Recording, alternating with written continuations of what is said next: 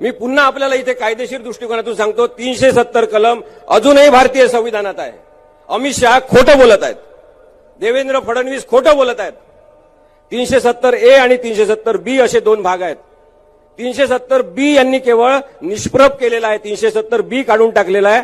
त्याच्यामध्ये असं होतं की जम्मू काश्मीरमध्ये इतर राज्यातला कोणी माणूस जाऊन परवानगीशिवाय जमीन विकत घेऊ शकत नाही. आणि आता आपण जमीन विकत घेऊ शकतो. किती भारतीय लोकांनी जमीन विकत घेतली?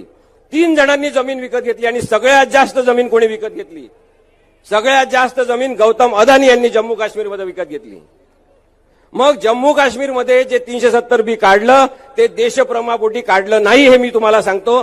अदानीला जमीन विकत घ्यायची होती म्हणून काढलं, कारण त्या जमिनीमध्ये लिथियमचा साठा सापडलेला आहे. जगातला 7वा सगळ्यात मोठा लिथियमचा साठा या अदानीला देऊन नरेंद्र मोदी आणि अमित शहा यांनी आपल्यासमोर असं दाखवलं की 370 कलम मी काढतो म्हणजे मी देशभक्तीपर जणू काही करतोय.